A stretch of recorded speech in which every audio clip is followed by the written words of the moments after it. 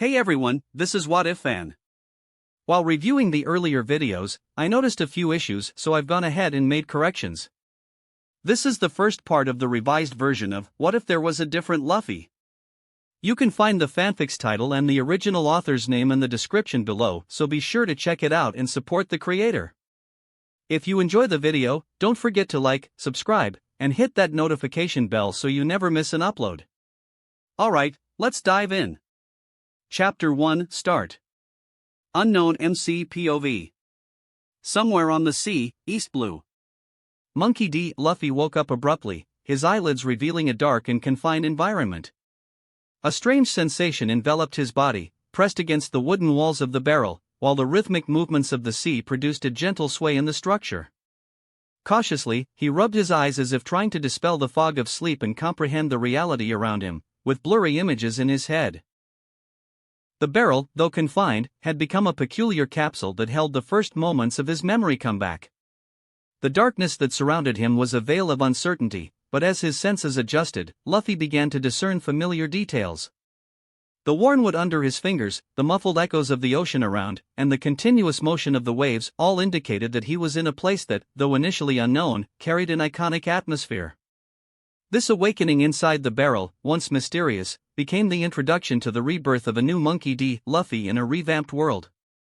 His now perceptive eyes explored the confined space, capturing details that identified it as a unique starting point and reflecting on his situation.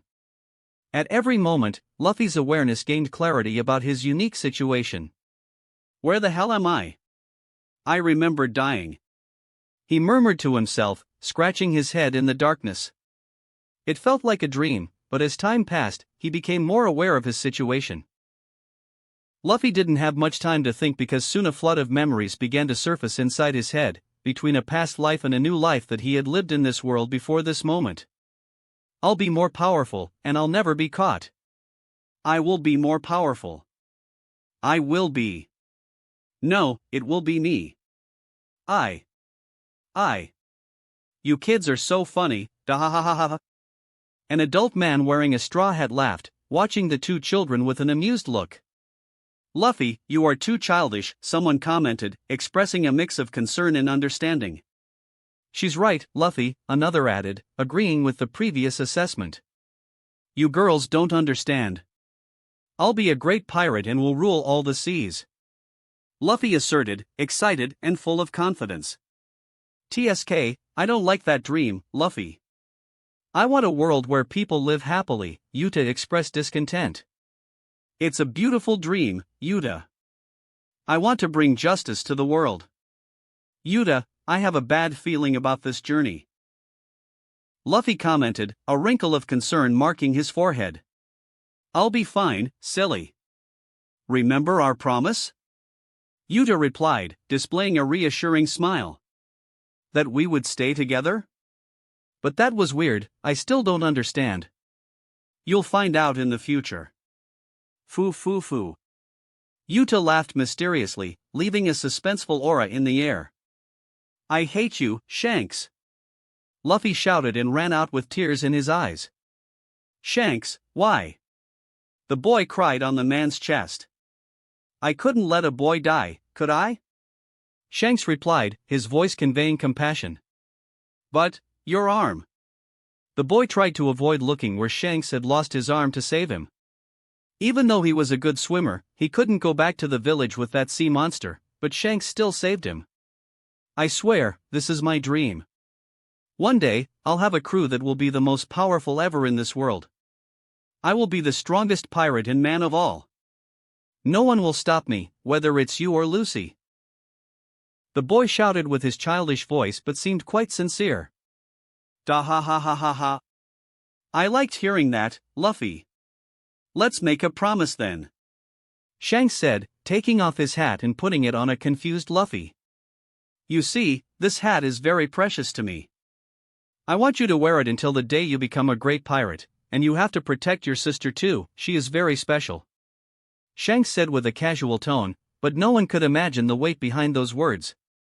This, your hat, Shanks? Luffy and Lucy looked at the man in surprise. Yes, now it's yours, and it looks great on you. So, promise me. Shanks smiled. I promise. I will become a great pirate, recognized as the great emperor of the sea. I will protect my sister and one day pass your hat on. Luffy shouted with excitement. I'll be waiting. Shanks left after that, leaving behind a promise that would echo through time. Wahahaha. This is the fist of love, you will always feel your grandpa's love. This is to remove any influence that damn redhead has put on you. Garp said seriously. You spat on my sister, you bastard. Luffy saw that and ran to hit the boy. I see you've already met, this is Ace, Luffy, and Lucy, and you are siblings from now on. Garp crossed his arms. Luffy was already defeated on the ground since he couldn't beat a boy 3 years older than him. HM? Brother? What? With this, we'll be officially siblings from this moment on. Yes. Ha ha ha. Cool. Let's drink. Shishishishishi, I have more siblings. In a moment of euphoria and shared dreams, I will be the emperor of all seas. Luffy shouted, his voice full of determination echoing on the beach. I will be a powerful marine, and I will capture you, Luffy. Lucy exclaimed, looking at the horizon with eyes full of determination and pride. I want to make my own name in the world. Ace proclaimed, raising his fist towards the sky, challenging destiny. Freedom at sea and fighting against oppression. That's what I want. Sabo declared, his gaze fixed on the ocean, as if he could see a future free and full of adventures. Whom? Ace was crying in a corner. Luffy let the tears flow silently. Luffy, he's really gone. Lucy sobbed along with her brother, incessant tears marking the trail of their sadness. Yes, Lucy. Sabo died. Luffy said in tears too, his voice wavering with the pain of loss. Aha! Lucy cried viscerally, as if each tear were an echo of the pain her heart carried. I'm so sorry, sister, I'm so sorry. Luffy wrapped Lucy in his arms, letting her cry on his shoulder, while his own tears mixed with hers. It was a shared lament between siblings who had lost someone they loved. Ace, good luck. You can do it, Ace. Master it before I arrive, because I plan to give you a beating. You can wait, Luffy, you'll never surpass me. I will capture you and bring justice. Good luck trying that, Lucy. Goodbye, brother.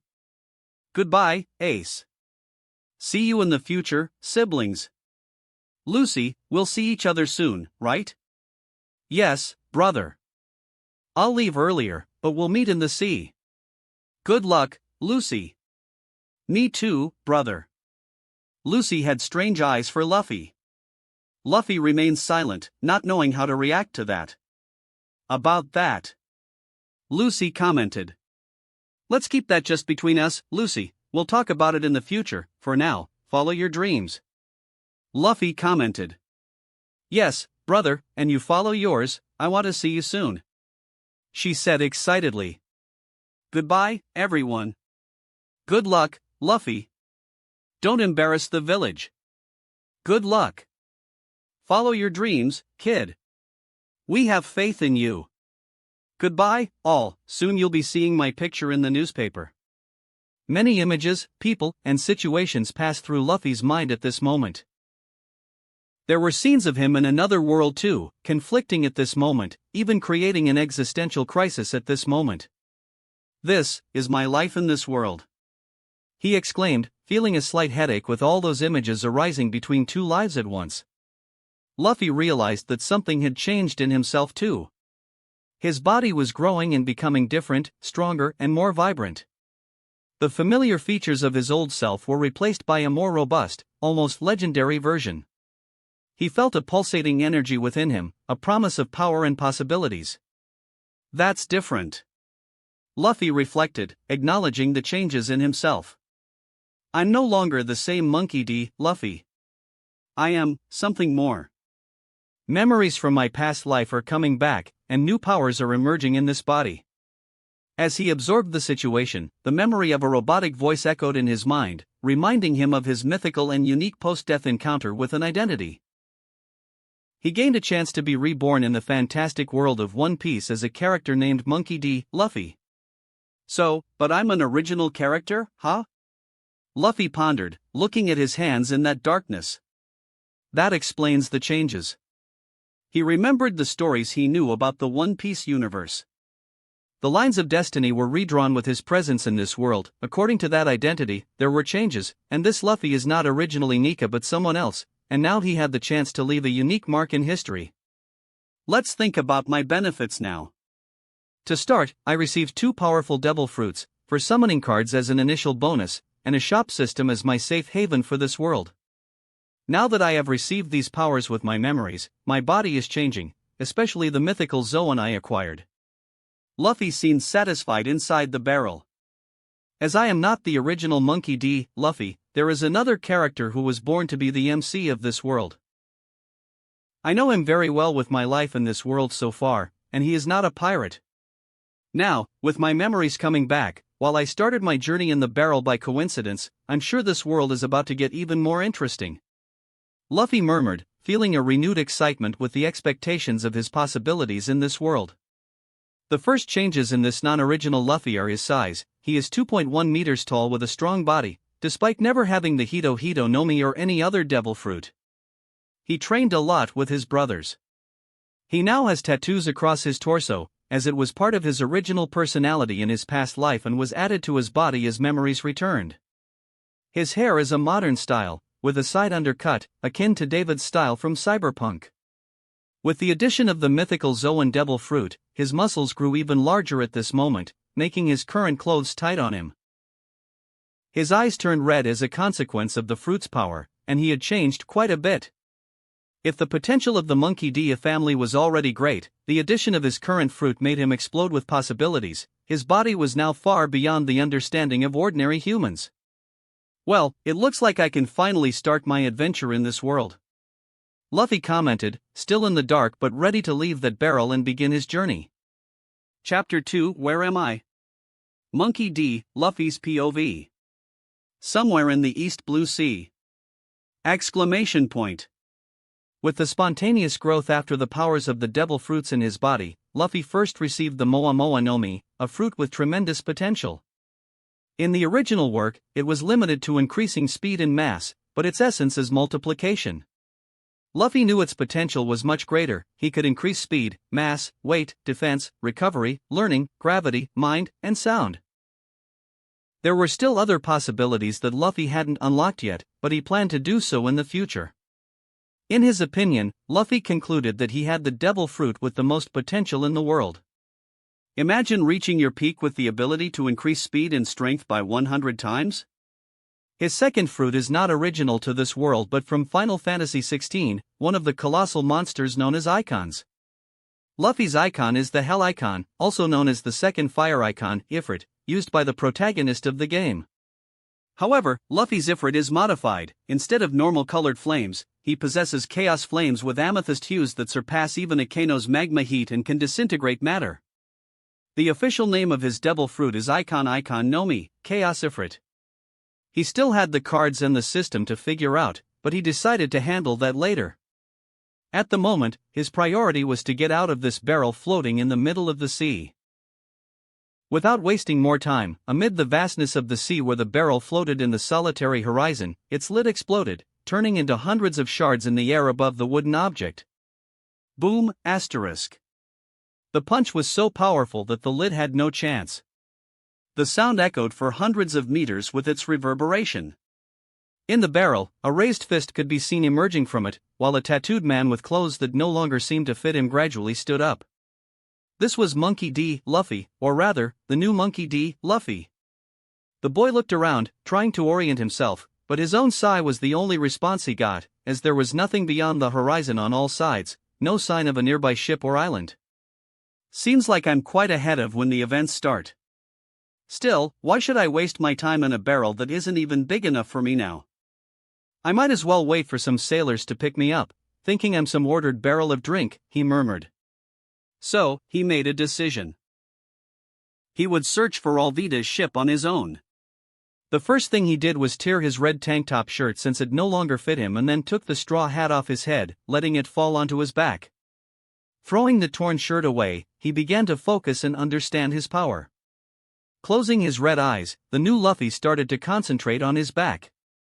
"Let's test my transformation," he said as he forced his strange power to manifest and enter the first phase of his mythical Zoan. Suddenly, he felt the Zoan fruit's energy flow through his body. First, his hair, which was shaved on the sides and had a messy top, matching his rebellious style, began to grow. "This is strange and unexpected, but at the same time, it's amazing," he said with a small smile. When he stopped growing, it was as if he had a big black mane now. His hair was thick, but it hadn't lost its black sheen, turning the man into a different kind of beauty for feminine eyes. However, there was no girl around to admire his transformation at this moment, unfortunately. But his transformation didn't end there. In addition to the hair growth that reached the middle of his back, on each side of his upper back, wings began to emerge. As they grew, the man seemed to shrink in comparison, making him look like a kind of black angel. The man, even at 2.10 meters, seemed dwarfed by the wings that extended over 5 meters from his back to their tips. He. This is so cool. Luffy laughed as he admired his new transformation, releasing a different laugh from the original Luffy as he inspected and flapped his wings.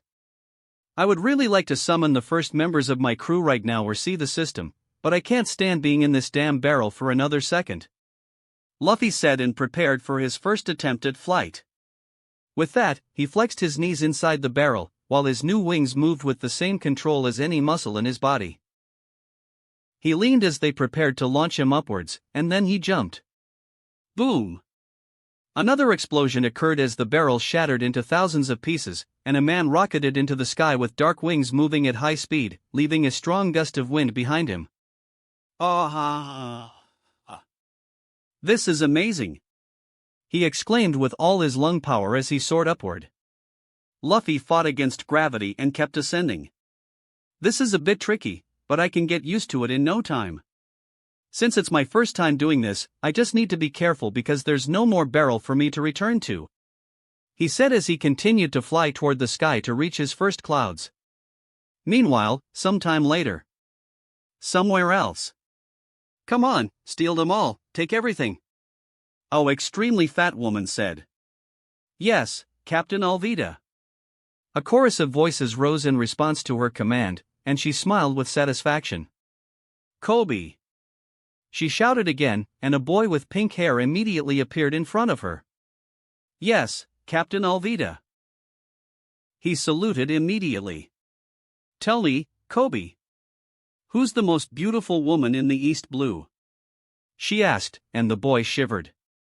"It's Captain Alvida, she's the most beautiful woman in the sea," he said quickly and fearfully. "Very well. Now, do you see all this blood in these bodies?" she asked with a malicious smile, and the boy chose poorly with this question. "Yes, Captain," he said softly, trying not to look at the dead civilians and soldiers strewn about in this vile raid carried out by Alvida's pirate crew. He was responsible for the cleanup. "Great, I want you to clean everything and remove anything valuable from the bodies." She gave the order, and he had no choice but to carry out her demand as he headed towards the unfortunate victims. For the rest of the time, Kobe continued taking some valuables from the pockets of those people. Robbing a corpse was by far the most unpleasant thing he could do here, even with all the abuse from Alvida. He had no choice. Otherwise, he could end up among the bodies. "Kobe! More bodies!" A member of the crew arrived and said, laughing, tossing 2 more corpses near him. Kobe could only lament. His expression didn't escape the captain, who stopped what she was doing and looked amused at the young man.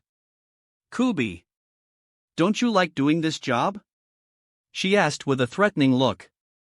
"It's not that, Miss Alvida. I'm doing it, don't worry," he said in a hurry and fearfully trying to accelerate his work. "Then do it without any grimaces," she growled. "Yes, Captain," he responded immediately. Now, answer me again, who's the most powerful and beautiful woman on the seas? Captain Alvida. That's right. Lucky you have some sense, she said with a malicious smile. But she was soon interrupted by some men who arrived running. Captain, we have a problem, said those men, who arrived in a panic from the pirate cruise ship, landing on the commercial ship they were looting, and they ran to Alvida with terrible news. What is it now? An irritated Alvida said, as she was interrupted in her precious narcissistic moment. Our treasures. They've all been stolen from our ship. Aha. He didn't finish speaking because Alvida hit him head-on with her club, sending him flying with his wounds bleeding after that sudden impact. Hey, you. Can you repeat what he said? Alvida asked the other man who arrived with his companion. He looked at his former companion and the trail of blood he left behind, trembling and fearing Alvida's wrath falling upon him too, just because of the terrible news. He could die here. Kobe wasn't any different, waiting for Alvida not to take it out on him, too, in case she wasn't satisfied. Oh, our treasure was stolen, Captain, he said, and Alvida lowered her head, silent and immobile for a while. Then she raised her gaze, showing her fury to the poor fellow. What did you say? Wait, Captain. Ah! He didn't have a chance as he was thrown like a rag doll. She saw her subordinate fly and shouted to the other men. Listen up, everyone. I want you to search every inch of these ships. Bring me that thief with our treasures in 10 minutes. She roared loudly, and everyone panicked, not only for their treasure but also because their lives were in danger here if Alvida was dissatisfied. And you'd better find that damn thief, otherwise, I'll. She couldn't finish her threat because something unbelievable happened. Boom! An explosion occurred behind Alvida. She quickly turned to see what was happening, thinking it might be an attack from another ship. The sea was empty apart from her own pirate ship and the commercial boat they were plundering. But when she returned her eyes to the small explosion, she realized it was a newcomer who seemed to have fallen from the sky. This situation left everyone stunned for the next few seconds. Oh! I finally made it! A cheerful voice said amidst the dust and debris that had risen on the deck. Can't believe I got lost while I was in the sky. How did something like that happen? In the end, I managed to find the ships when I thought I was going to die because my wings couldn't take it anymore. Still, I almost arrived late. The voice spoke to itself, sounding quite dissatisfied. This guy said senseless things while everyone was bewildered. Maybe I have the legendary talent for getting lost on the way, like that Zoro fellow? That would be terrible for me if that's the case. The strange voice debated with itself, and nobody knew to whom it belonged. It seemed very manly and animated. Whistle wow, there are quite a few bodies here. You pirates in this world don't mess around, and it seems this world is really dangerous. There must be all kinds of real crimes. It's a bit scary, but I'll have to get used to it since I have big plans here. The voice continued talking to itself while everyone was still listening. No one knew what to say to break the strange atmosphere that had taken over. Oh! Look who's here! The voice got excited as it emerged from the smoke. Everyone was even more bewildered when they saw the man coming out of the smoke. He had dark hair with a pompadour and red eyes. He was taller than anyone in this place, exuding confidence in his posture as he approached Alvida. He was shirtless, displaying his perfect muscles, and covered in tattoos. He was wearing flip-flops and shorts that seemed quite tight on him now, but he didn't seem to mind it much. He walked towards Alvida without hesitation. Alvida, seeing the incredibly beautiful man who showed most of his athletic body, blushed a bit, something Kobe noticed beside her, his eyes and mouth wide open in a huge grimace. Is this really happening? He screamed internally. It was right to be sure that I would meet you on this wonderful day. So it's you. The woman named Alvida, who claims to be the most beautiful woman in this sea, isn't it? He said with a big smile, without caring that he was surrounded by 50 pirates and many civilian bodies on the ground. Chapter 3, Alvida. Monkey D. Luffy's POV. Aboard a commercial ship, East Blue.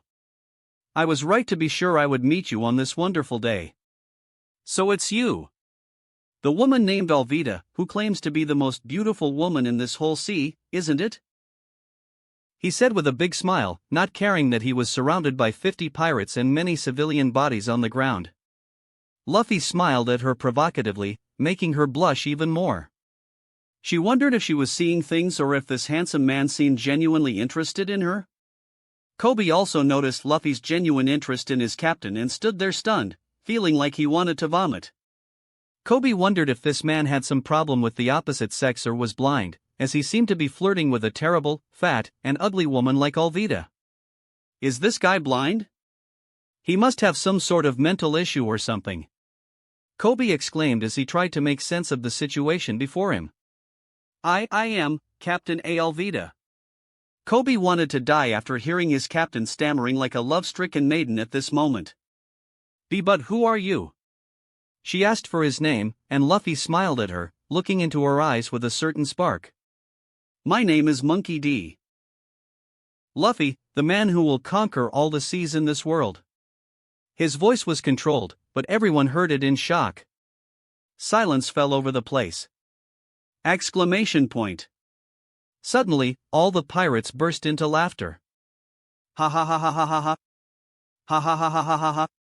Ha ha ha ha ha ha ha. Ha ha ha ha ha ha ha. Ha ha ha ha ha ha ha. Did you hear that? He'll conquer all the seas? Who does he think he is? Ha ha ha ha ha ha ha. Ha ha ha ha ha ha ha. Ha ha ha ha ha ha ha. That was funny.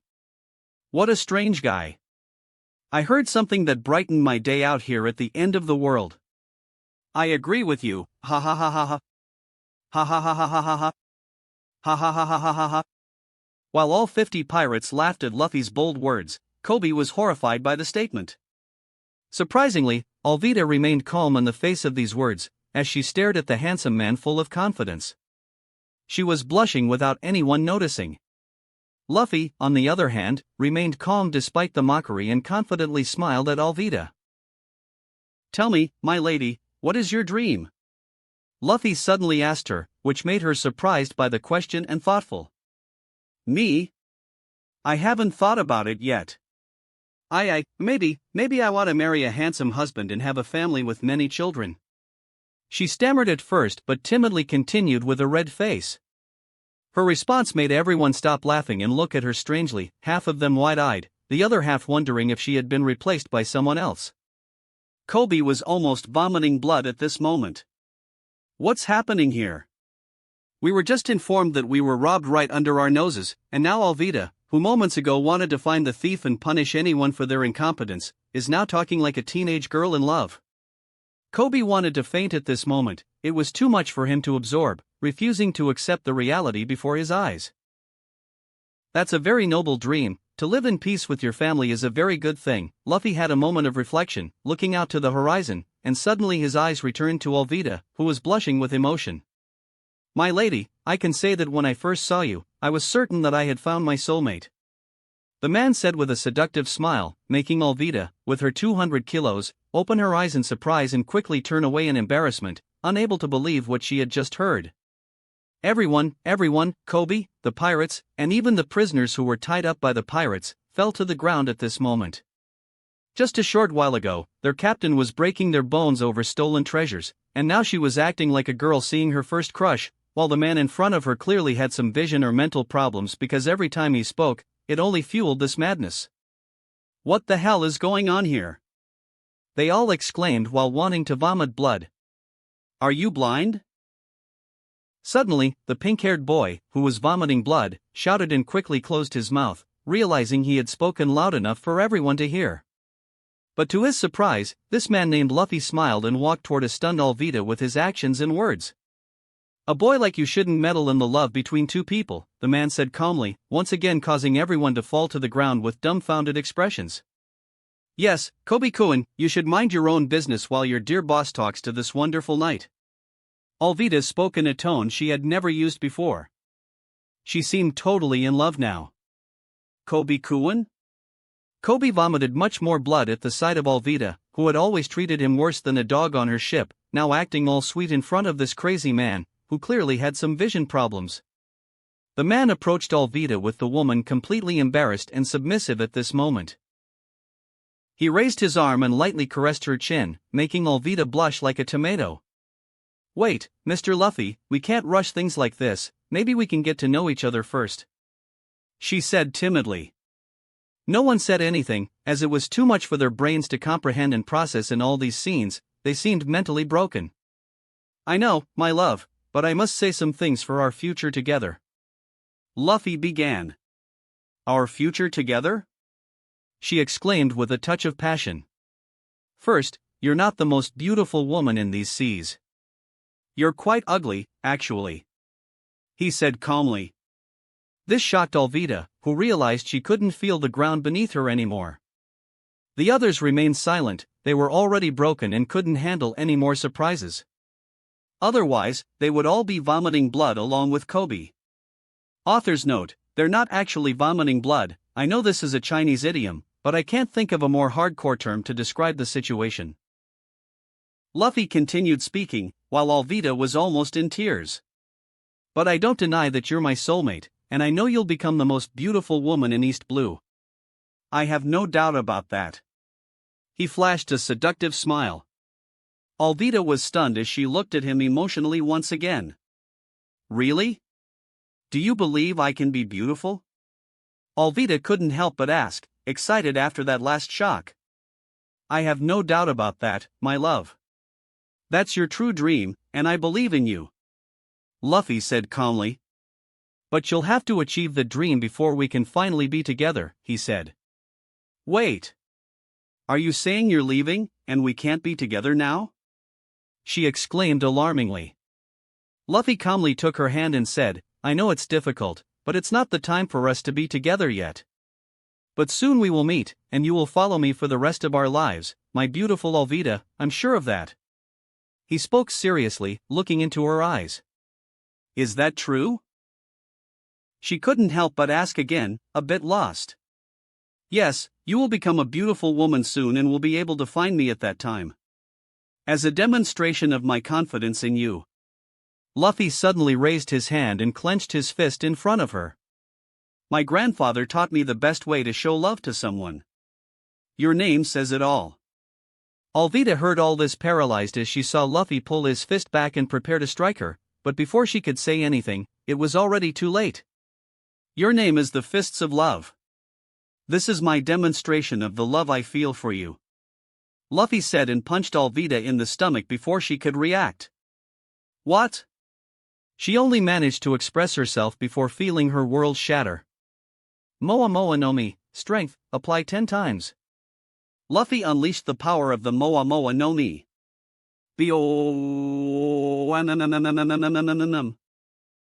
With the strength of his fist increased tenfold, coupled with his monstrous body, this impact exploded Alvida, and everything in the space where she stood was destroyed. Kobe, who was closest, flew off the ship and into the water like a rocket.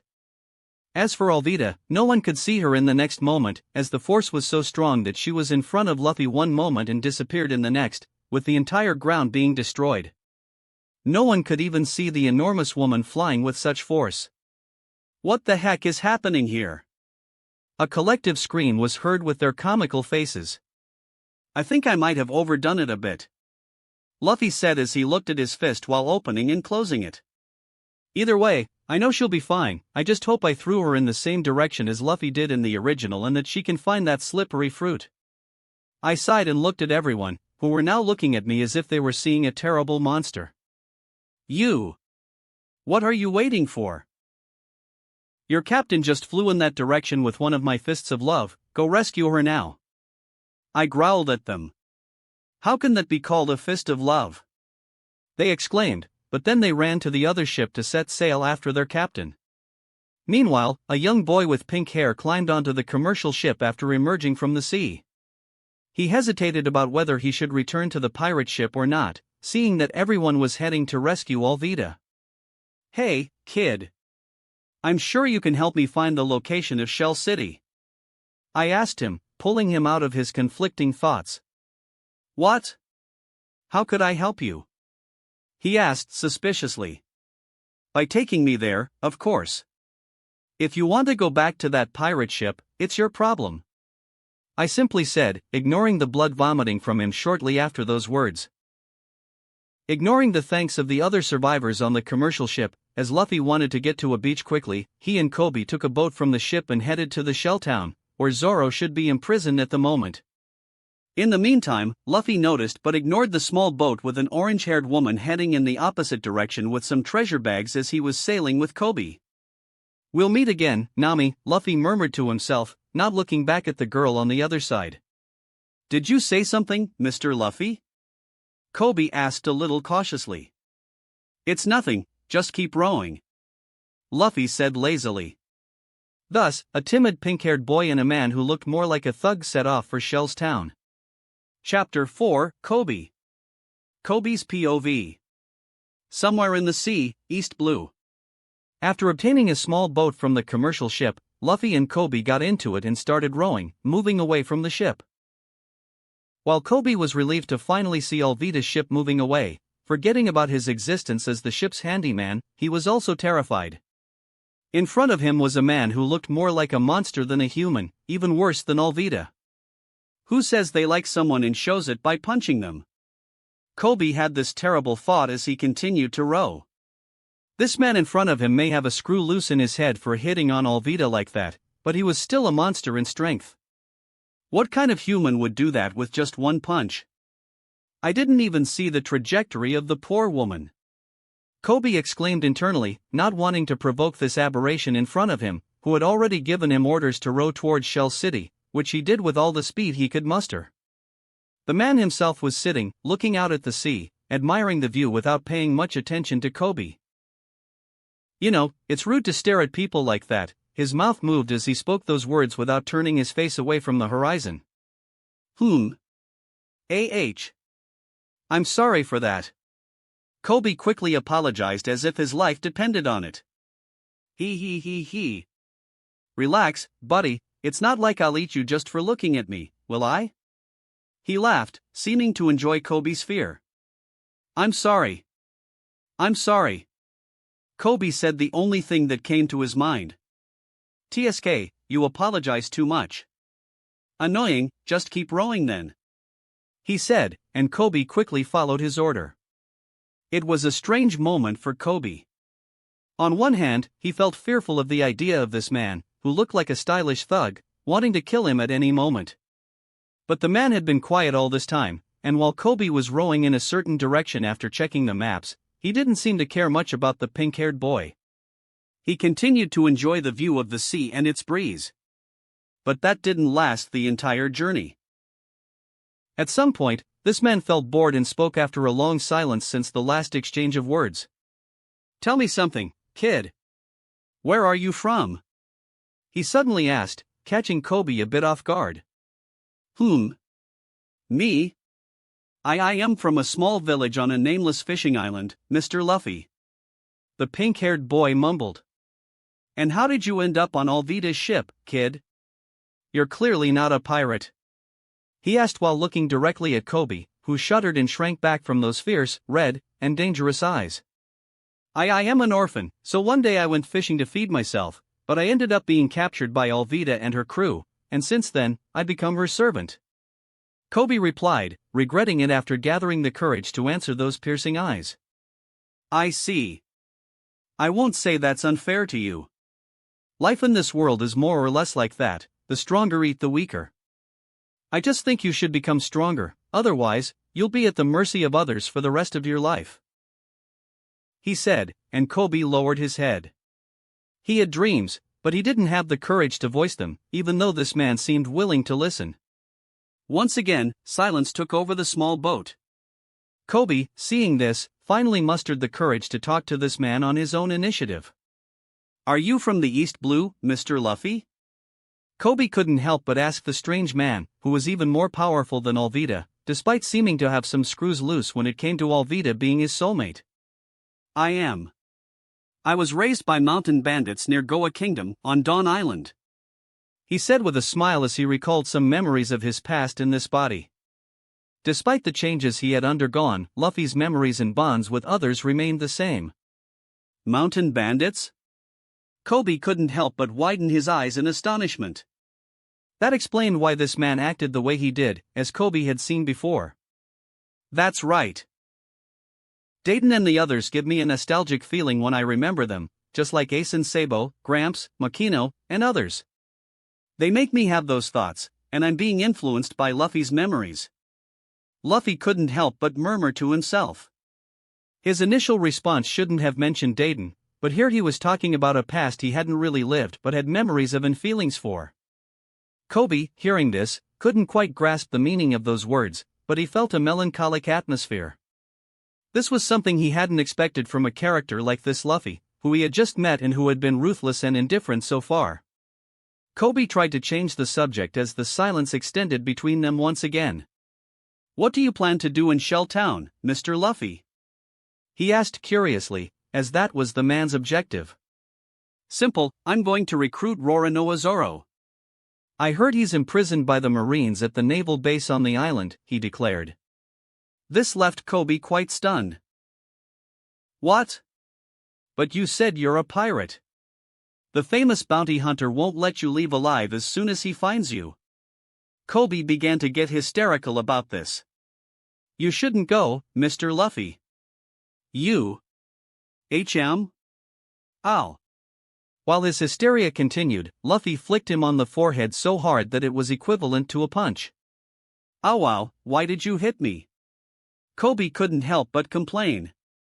"Because you talk too much. And I felt like doing it as you cry like a coward every time you open your mouth." Luffy said straightforwardly. "Coward."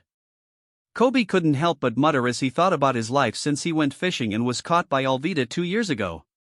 "I think you're right. In the end, I'm just weak, at the mercy of others." Kobe lamented, while Luffy sighed upon seeing this.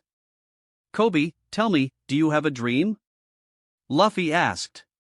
"I do. But I'm not sure if I'm worthy of it," he said without much confidence. "You're already starting wrong," Luffy said, gaining a curious look from Kobe. Then Luffy continued. "You lack faith in your dream, so you'll never achieve it," Luffy said simply with that conclusion. "Faith in my dream," Kobe murmured as they were in the middle of the ocean with no ships in sight now. "Look, Kobe, if Alvida's dream is to be the most beautiful woman in East Blue, it will come true if she has unwavering faith in it. You might be surprised when you see her next time." Luffy spoke seriously. "Just like how I'm the man destined to conquer all the seas. Even if I die pursuing my dream, I won't give up believing in it," Luffy said, putting his straw hat on his head to emphasize the seriousness of his words. "Even if I die pursuing my dream." Kobe was captivated by this man's words, even though he had been quite intimidating with his bad boy demeanor. Kobe gained a new determination in his eyes. With a clenched fist, he said, "You're right, Mr. Luffy. I'll join the Marines. I'll become an admiral and capture all the pirates in the world." Poff, ouch. That hurt. "Why did you hit me again?" Kobe, who was finishing his heartfelt words, felt another flick next to his head. "Don't say you'll capture all the pirates while sitting next to a pirate." Luffy tried to instill some sense into the boy in front of him. "I guess you're right." "Wait, aren't you laughing at my dream?" Kobe asked, looking at Luffy's stoic face. "Tisk, why would I laugh at someone's dream?" Luffy asked, huffing. "Remember, Kobe, in this world, people's dreams have no end." Luffy spoke earnestly. "People's dreams have no end?" Kobe couldn't help but murmur as well. "Yes, I like that phrase. Even if it was said by a treacherous bastard, I have to admit that he has principles in his dreams and is willing to do anything to achieve them, after all," Luffy said, thinking about Blackbeard, a man so evil that he wanted to plunge the world into darkness, but Luffy could admire his determination towards his goals and dreams. "I think I understand. You're right, Luffy, do you think I can become an admiral?" Kobe asked cautiously. "Only one person should believe in this dream above all, Kobe, and that's you." The rest of the world doesn't matter as long as you have faith in your dreams. Luffy spoke with the charisma of a leader. Thank you. Kobe couldn't help but express his gratitude. He was ready to chase his dream this time now that he was free from Alvida. He had the chance to join the Marines and fight for the justice he had always yearned for. While Kobe reassessed his determination and rode with more purpose, Luffy thought about opening his system for the first time in this world. He could have flown to Shell City to speed up the journey, but since he got lost the last time he did that, he didn't want to go through the same experience. He decided to let Kobe handle navigation while he planned his next steps. Besides, he wanted this boy to become a powerful marine in the future. The sea would be more interesting that way. So he took advantage of his time while muttering to himself. Moa Moa no Mi, speed, apply 30 times. When he did this, Kobe was startled by the sudden increase in the boat's speed, which they could both feel. What is this? Kobe exclaimed in surprise. Relax, just be careful not to veer off course, and I'll check some things here. Don't bother me for a while. Luffy said, settling in on the other side of the boat while he muttered quietly. Chapter 5, Kuina. Monkey D, Luffy's point of view. Somewhere in the sea, East Blue. Relax, just make sure we don't deviate from the route. Meanwhile, I'll check some things here. Don't bother me for a while, Luffy said as he settled on the other side of the boat, muttering to himself. While the boat sailed through the sea at a speed 30 times faster than before, Luffy decided to take a rest. He opened his system and started examining it. System. Crew, locked. Shop. Inventory cards. It's a rather simple system. There's the crew screen, but it's locked because I don't have anyone under my flag yet. There's a shop where I can buy anything from this world with some conditions. The currency is in berries and gold, but I'll need a lot more for it to be useful. I only have 2 million that I got from the commercial ship, which is practically worthless right now. And lastly, the inventory of cards with 4 cards. This option will disappear once I consume them all. Luffy went through the entire system. He wanted to check the shop, but it would be a waste of time at the moment. He decided to look into it later. Luffy glanced at Kobe after he closed the system screen. Well, talking to this kid is quite boring. Despite his potential, he's so timid right now. I guess I'll take a nap to pass the time. Luffy reasoned and spoke to Kobe. Kobe, Luffy called him, making the boy quickly look at him. Yes. He replied nervously, and Luffy sighed. Keep guiding us to the island. In the meantime, I'll take a short nap. Luffy said to the boy, who was relieved by the brief interaction. Hours passed, and Kobe finally spotted the city with a large naval base at its highest point. Should I wake up Mr. Luffy now or when we reach the port? Kobe mumbled as he looked at the view of the island. No need to, Kobe, ha ha ha. Luffy suddenly appeared behind Kobe, laughing happily after a short nap. He put his straw hat back on his head and looked at the island, lost in thought. Kobe was startled by Luffy's sudden awakening. Mr. Luffy? Kobe couldn't help but be surprised by the abrupt change and was curious about the man's actions, thinking that he might be planning something at this moment. Kobe, I'm going ahead. We'll meet later, Luffy declared. Before Kobe could respond, Luffy's appearance began to change.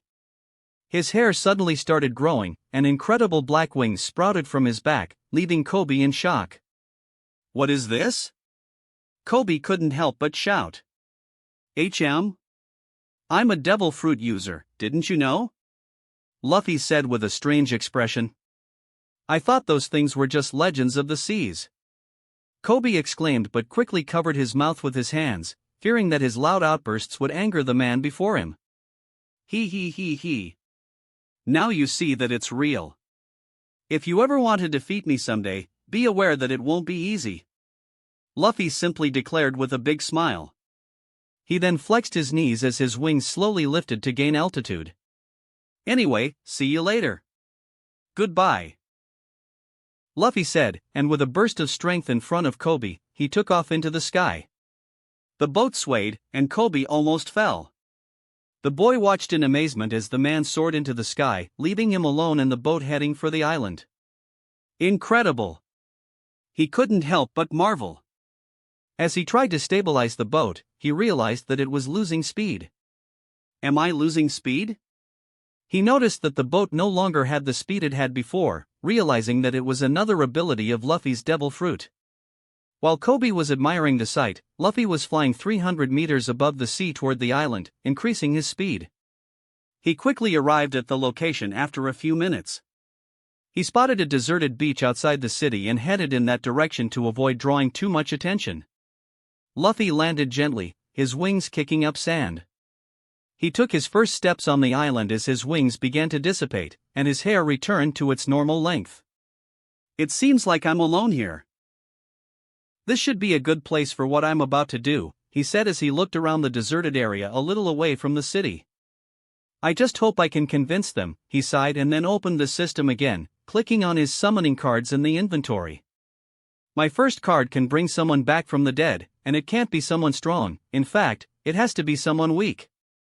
Fortunately, there is a person for this, and even though they are weak, I recognize their potential. Summon a resurrection card? Yes, / no. Yes. Think of who you want to summon. Understood. Come forth, Kuina. Luffy had always wanted to meet Zoro's old friend, Kuina, who had the same potential as or even more than the swordsman after the time skip. A bright light appeared on the beach, powerful and dazzling. It didn't take long for it to start dimming and, suddenly, a woman stood in the place where the light had been. She had dark blue hair, long and flowing, resembling Tashigi after the time skip, minus the glasses. She had the body of an adult in her early 20s. Observing her, Luffy couldn't help but comment. And to think I can't believe I actually managed to do this, bring someone back from the dead with this card. Luffy exclaimed as he watched the woman regain consciousness, taking in the surroundings and trying to orient herself. Where am I? She said, frightened, finally regaining consciousness after her last experience, which shouldn't have been a pleasant one, as she had died. Luffy could understand why she seemed so agitated in front of him. Seeing the lost woman, he opened the system and spent some of his meager money to buy a cloak from the shop. Who are you? She asked quickly, realizing that she was alone on this strange beach with only this man in front of her. He seemed distracted, gazing off into the distance. First, put this on. Luffy snapped out of his reverie and held out a cloak that had magically appeared in his hand, throwing it over her naked body for the time being. Seeing the cloak thrown over her, she took it out of habit but soon realized how her body was without clothes. What do you think you're doing, you pervert? She shouted, quickly covering her body with the cloak and her face turned red. I just brought you back from the dead, and that's the first thing you say about me? Luffy couldn't help but raise an eyebrow at this clueless woman. She might be beautiful with an adult's body, but he wasn't interested in a girl who should have the mindset of an 11-year-old. So I really was dead? That wasn't a dream? She murmured in shock, forgetting for a moment that she was naked, which was quite understandable, as knowing that she had died and was now alive again should be a shock. Yes, you died 11 years ago. I managed to give you a second chance, Luffy said calmly. He didn't want to beat around the bush and chose to tell her the truth directly. What? 11 years, it can't be. She covered her mouth as tears began to form in her eyes. I know it's hard to grasp, but what matters is that you have a second chance now, Luffy said calmly to her. But how did you bring me back? Is my father still alive? Her first questions came with tears. As for how, I can't say. I can only do this once with the help of a divine artifact, but it broke as soon as I summoned you, I lied, not wanting to explain the function of the card. But I wasn't entirely wrong, as there was only one card that could do something like this, and it had already fulfilled the wish I hoped for. Luffy looked at her and continued to answer her questions. And yes, your father is still here in East Blue, still running that dojo. She fell silent at my words but then looked back at me. Why bring me back here? Why me? I don't think you knew me 11 years ago. Her world was crumbling with this information, so she wanted to know why I used this artifact on her. She actually believed my story, as her death was real, and she was now alive again. I chose you because I know about your history. Don't ask me how, just understand that I know. I'm starting my adventure on the sea and need people with great potential by my side. I believe you have it, just like your friend Zoro. I believe you can reach the pinnacle of swordsmanship in this world, even as a woman. Luffy spoke his mind. Despite her death being a necessary plot point in Zoro's story, Luffy always felt that she deserved something better. He wasn't even sure if she would accept his proposal, but he still wanted to give her a second chance, as she was someone who could match Zoro's potential, and this world would be more interesting with someone like her. She might even be able to defeat his old friend in the future, whether as an enemy or an ally. Do you really believe in me? She couldn't help but ask, forgetting that she had just come back from the dead. Yes, I won't lie. I want you to join me. I'm a pirate, and you would be my first crewmate, I said to her. Pirate? You want me to be a pirate like you? She asked a little scared. Of course, she didn't like the idea of being a pirate, as she had a negative opinion of them. Yes, I am, and I want you with me. But I won't force you if you don't want to. I knew there was a chance this would happen, and I summoned you anyway. I won't force you. I can be a jerk in many ways, but I won't force anyone who doesn't deserve it to join my crew, I said. If you want to live at the dojo and return to your father, I won't stop you, but I think it's a waste of your potential. You can make your father eat his own words that he said once, as you gain a name in this vast sea and see the world. I finished my little speech. I really didn't want to force her. I won't restrict people's freedom like that. There are some plans to force some people, but she's not one of them. I might have summoned her using a precious card, but I'm more like the original Luffy with a desire for freedom at sea. Even if she doesn't accept joining my crew, I hope she doesn't waste her life here in East Blue. I'd like to see her name resonate throughout the world in the future, and she might even give me a good fight in the future, whether she's an enemy or an ally. I don't know. Can I think about it? Can I see my father before deciding anything? She asked a little uncertainly. All right, let's go to your island then. But I have to do some things. You can accompany me before returning to your father? I asked. Yes, I think so. It's the least I could do after you brought me back from the dead. She mumbled, but her eyes viewed me quite favorably now, which wasn't surprising after what I had done and said to her. All right, now I'm going to summon other people, not anyone who's dead this time, so stay in that corner and don't worry, I'll buy you some clothes later, I said, and she watched me for a while as she adjusted the cloak on her body and moved away, wondering what I was going to do next. Summon a card? Yes, / no. Yes. Think of who you want to summon. Come forth, Trafalgar D. Law. Chapter 6, Trafalgar D. Lamy? Monkey D. Luffy's POV. Beach near Shell City, East Blue. Open summoning card? Yes, / no. Yes. Think of who you want to summon. Come, Trafalgar Law. A light outshone the sunlight on the beach again, and even Kuina in the distance looked curiously at the light, a little alarmed. Sometime later, the light disappeared, and a white bear was in the middle of it with a white t-shirt and shorts, along with a woman with a polka-dot hat and a large sword on her shoulder. What is this? The bear shouted, stunned. The woman beside him quickly looked around in alarm and surprise as she raised her hand with her palm facing the ground, ready to use her room at any moment. Kuina on her side was surprised by the sudden summoning, while Luffy looked admirably and a bit confused by this. A bear and a woman dressed like Law. Luffy spoke loud enough and looked puzzled at this because there shouldn't be a woman in front of him. Who are you? I'm sorry. The mink bear was the first to speak, hearing my voice. Luffy just called him a bear, but he apologized. Why? This is Beepo, I didn't think he'd be so peculiar. Luffy thought a bit stunned. Who are you? And why are we here? The woman dressed as Law asked angrily, seeing Luffy in the middle of the beach with them.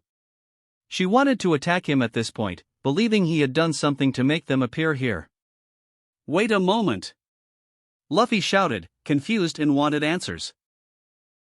Where is Trafalgar Law, and why was his sister summoned in his place? I asked, not understanding anything. Who is Trafalgar Law? My name is Trafalgar Lamy, and I have no living brother. My only brother died many years ago.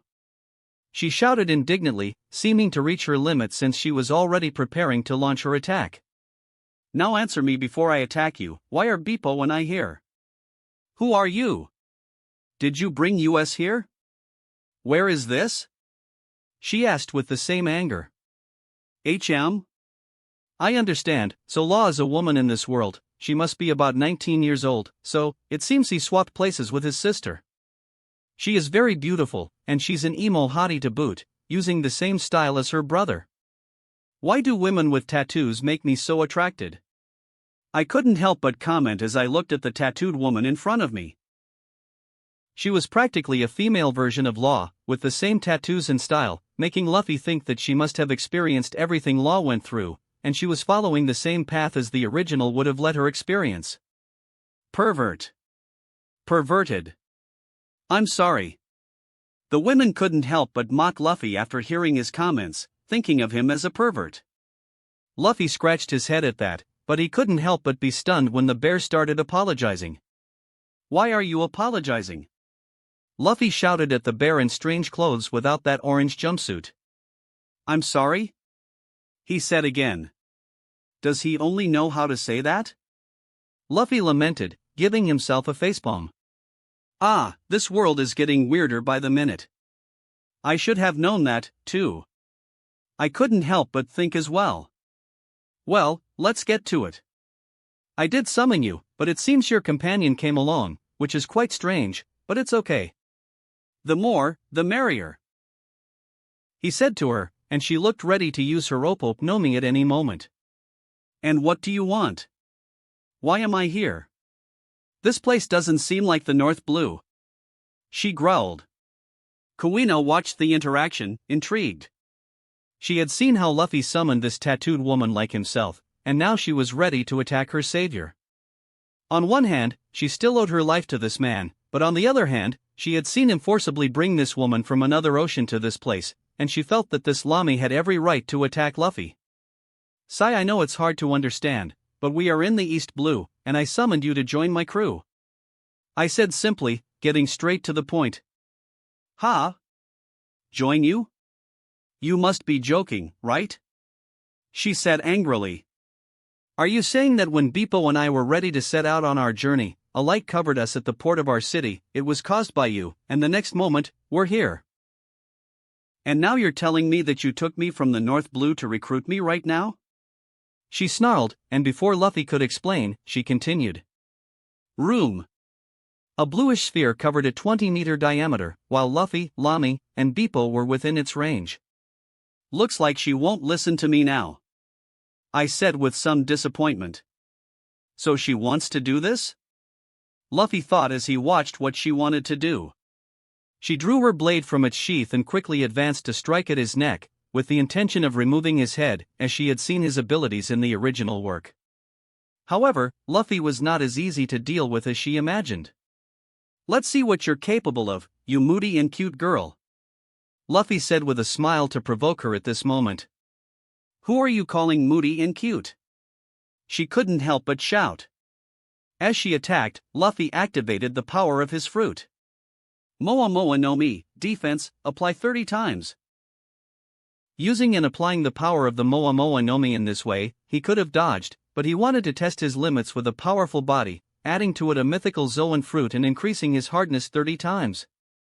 He knew he had gone overboard here, but he wanted to start with the safest position to find out how strong his body was and the limits he could push it to.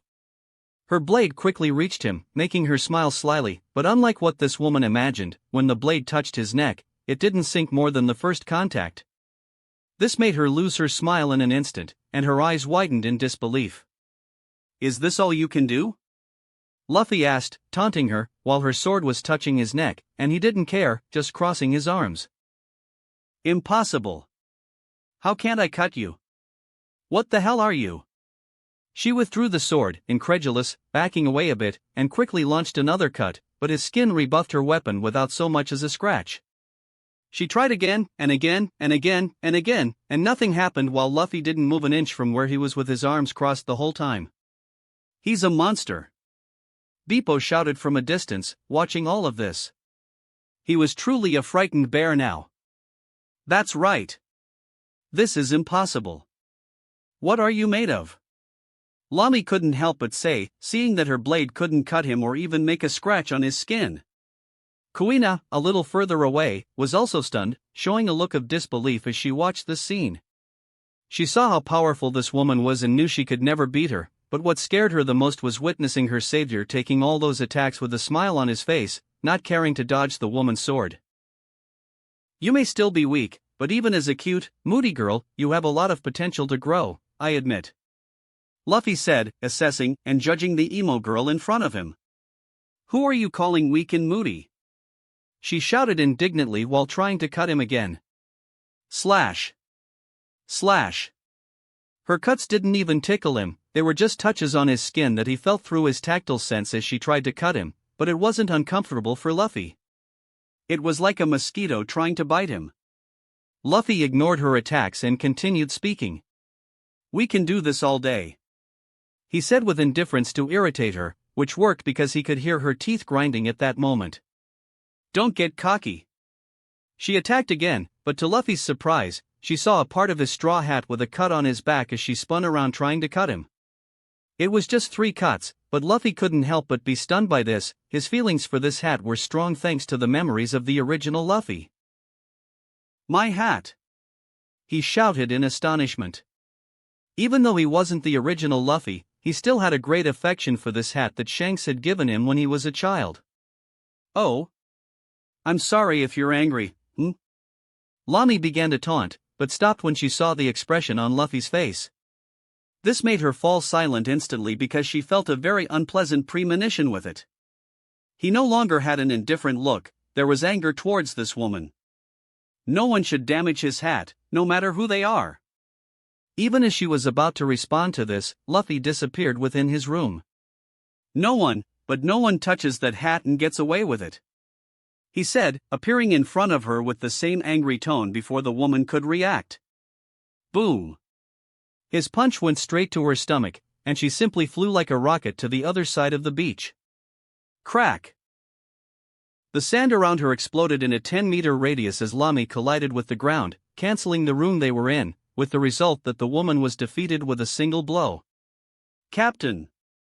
Beepo cried and looked at me like a frightened dog now, thinking he could be my next victim. Kuina was speechless on the side. First, Luffy couldn't be cut by a blade, and she even recognized that Lami's fencing was more powerful than she was used to. Now, she had witnessed his incredible strength and superhuman speed. From that moment on, she was starting to wonder if he was really a human or something else. Beepo, Luffy called the white bear, who was still frozen in fear. Why yes. He stammered and stood up when he heard his name being called by this monster. Take care of Lami, I'll talk to her later when she wakes up. For now, I'll take care of a few more things, I said, and Beepo looked at me for a few seconds, still paralyzed, and finally nodded, running to his captain through a hole created on the beach. He started running towards the hole that his captain had created with the impact of her own body, and Luffy turned to Kuina next to him, who was still stunned, trying to process everything that had happened. Kuina, can you help her? Luffy asked the girl wrapped in a cloak beside him. She nodded, but didn't take her eyes off him, as she began to move to help Beepo take care of the emo woman. I really didn't want things to end like this, I muttered while looking at Beepo searching for his captain in that hole. Luffy was angry about his hat, but even so, he didn't use his strength to harm her permanently. But he doubted that she didn't break some bones with that impact. Not everything would be as easy as I imagined. I hope she has a civilized conversation later when she can hear my proposal and what I have to offer her, I grumbled. Well, I need to fix my hat later since I don't like that cut that girl made. But first, I'll use all my summoning cards first, he said, opening the system again. Open summoning card? Yes, /no. Yes. Think of who you want to summon. Come, Yamato. Chapter 7 Yamato. Monkey D, Luffy POV. Beach near Shell City, East Blue. Open summoning card? Yes, / no. Yes. Think of who you want to summon. Come, Yamato. A light appeared a few meters away again and dissipated a while later. Luffy was the only one paying attention to them, while the others pulled Lami out of the hole. In the center of it, when the light dissipated, there was a 263 centimeters tall woman with a type of mace in her hand, wearing traditional Wano clothes with various colors, but stylish. Her face was better than most women in this world, with snowy white hair mixed with blue finishes, and her red horns stood out with their yellowish base. There was no doubt that this woman was the most beautiful he had ever seen. The first thing the woman did was to look around in confusion, trying to orient herself. Luffy hadn't said anything yet, looking at this beauty and how she was reacting to this summons, while Bippo and Kuina pulled an unconscious Lami out of the hole 100 meters away. The woman who had just appeared first looked at the bear and the blue-haired girl with curiosity from that distance. Once she grasped the bizarre situation, her inquisitive gaze shifted to the man standing in front of her, a few meters away.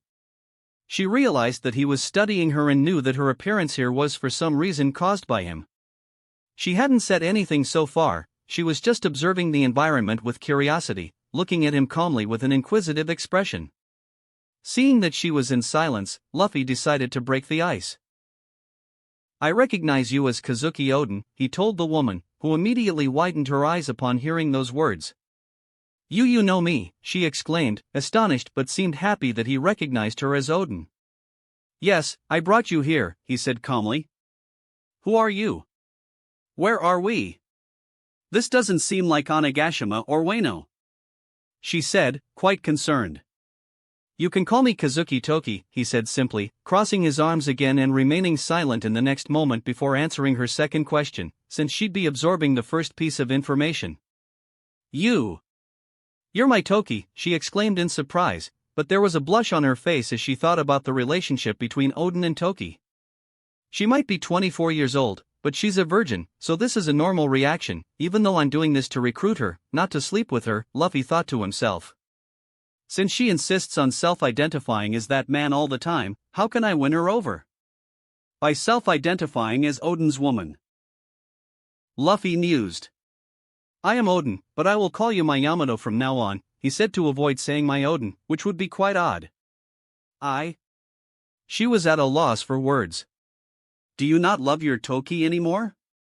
Luffy asked, pretending to be offended, but his question didn't match his current expression. He looked quite virile to be the woman he was referring to at that moment. But Yamato seemed oblivious to this. "No. I am Oden, of course I love my Toki," she shouted immediately, trying to clarify any misunderstanding. After all, in Oden's journal, he loved his Toki, so she couldn't mess that up. Luffy smiled awkwardly at the woman. How easy it is to have this woman as my comrade, he thought. She's one of the best women he's seen in the anime and one of the strongest. Her strength is above that of the three disasters, second only to Kaido, her own father. But she's a bit eccentric, she self-identifies as Oden after reading his journal for years, so being like Oden is all she wants in life. So he'd be her Toki, making this figurative sacrifice. "Listen, Yamato. I'll call you by that name, but you'll always be my Oden, okay? Just call me Luffy from now on," he told her, and she looked at him with curious eyes. Are you sure?" She looked at him suspiciously, not easily convinced in the end. After all, she wanted to act as a man. "Yes, I'm sure, because you're here with me now, and away from that damn father of yours," Luffy said confidently. "Well, now that you know I'm your Oden and you're my Toki, I'll call you Luffy," she finally said after a brief internal conflict. "But you didn't tell me where here is," she exclaimed again. "Well, now I have a few things to clarify." "Listen, Yamato," Luffy said, and she looked at him with determination. "First, as you can see, we're not in Wano anymore, not even in the New World," he said, and she looked at him with huge eyes. "What? But my collar. She shouted in panic, but she was kind of an idiot, so she didn't even notice that her neck was now free. Look at your neck, I removed all the negative things when I summoned you. You're a free woman now, he clarified. But I'm a man. Even so, I don't believe it yet, but this is incredible. As expected of my Toki. She said various bizarre things, but, in the end, she grabbed him with such joy that he couldn't even react to the woman's enthusiasm. She lifted him up and placed him between her breasts, squeezing him tightly and laughing with happiness after many years in captivity in Onigashima. Ha ha ha ha ha ha. Thank you. You freed me, my Toki. She was shouting with joy, finally liberated from the shackles of her father after years. All right, call me my Luffy. And let me go because I still have much more to say, my Yamato. He told her to calm down a bit. She let go of him after a while. Meanwhile, on the other side of the beach, the mink bear and Kuina were checking Trafalgar Lame's injuries, but they couldn't help but look in their direction as Yamato shouted with happiness and excitement. They wondered who this tall woman with a pair of horns was and why she seemed so happy. First, I'll remind you, call me my Luffy. I want our identities to be concealed. You will be my Yamato, and I will be your Luffy, understood? Luffy told the woman in front of him. But I am a man. She protested, playing the female role. As I said, our identities must be concealed, understood? He told her, and she started to think about it. I guess. Then I'll be your Yamato, and you'll be my Luffy, she said, murmuring her dissatisfaction, finally. Another thing, my name is Monkey D. Luffy. I'm Ace's brother too, he said, surprising her even more. What? You're Ace's brother. I remember him talking about you and thinking you're my Toki all this time. She said, even happier. Listen, Yamato, I still have to tell you one more thing. Calm down. He said before she tried to hug him again. I brought you out of Wano and sent you to East Blue. You're no longer bound to your father. Now we can have adventures together. There's no doubt about that, but I also want to invite you to join my crew as my first mate. In that case, you'll be my vice captain, he said. I'm happy, my Luffy, but I'm also worried about Wano. That old bastard could harm the father I have to protect. She muttered. Don't worry, we'll get stronger together. When we reach the Grand Line, we'll not only interfere with your father in Wano but turn the world upside down. What do you say? He said, presenting his true proposal with a big smile. Yes. Let's force that old man out of Wano together. I'll kick him out of there. And we'll turn the world upside down. I can't wait for that. She quickly agreed. She initially wanted to confront her father more than anyone else, so apart from rescuing her from that place, he gave her a good reason to join him now. Not to mention that she wanted to experience her own adventures, just as Odin did in his time.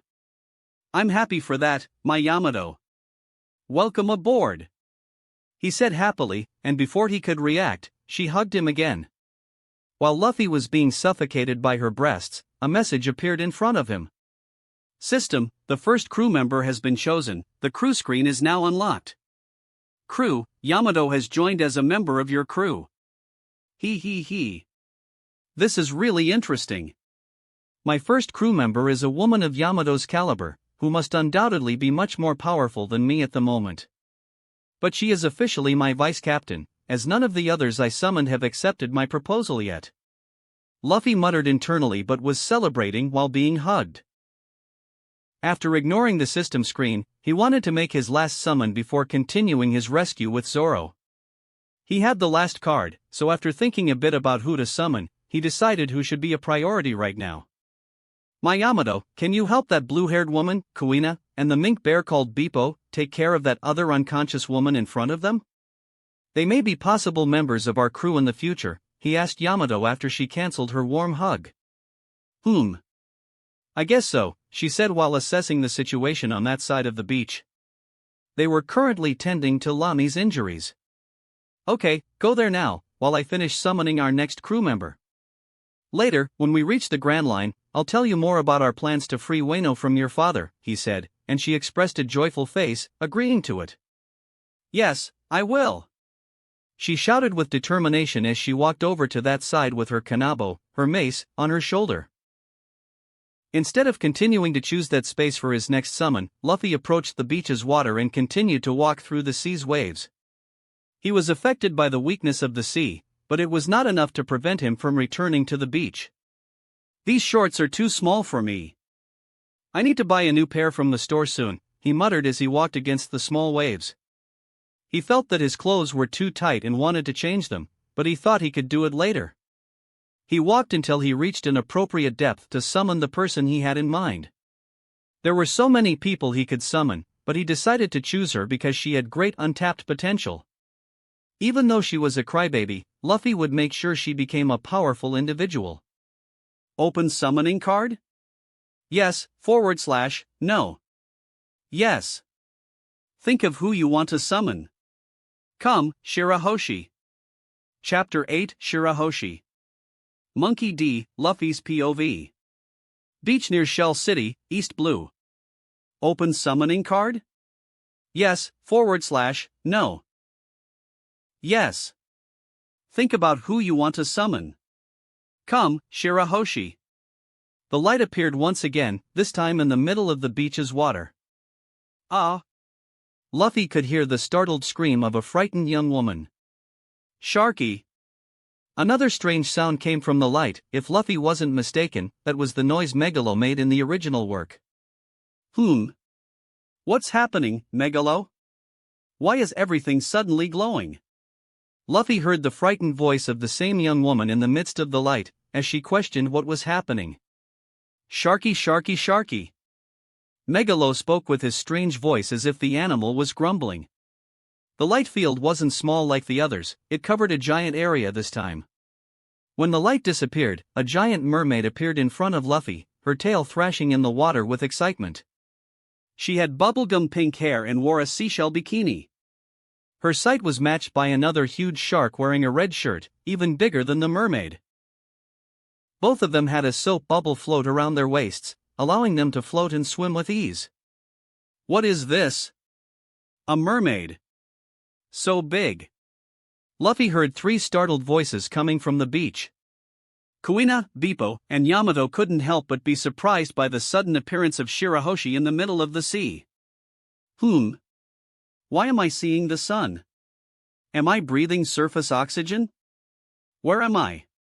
She asked with a teary and frightened voice, quickly looking around. Sharky, Sharky, Sharky! Even her shark was agitated and scared. He seemed to be suffering from not being in the water, but Luffy knew from the original work that he could breathe oxygen. Nevertheless, he couldn't help but find his reaction hilarious. Ha ha ha ha ha ha. Hello, mermaid princess, and you, shark, can you breathe? Luffy opened a smile after laughing and greeted the girl excitedly, catching their attention. Sharky! Megalo seemed relieved by the reminder of this strange human and began to breathe the oxygen calmly now. A human? Who are you, Mr. Human?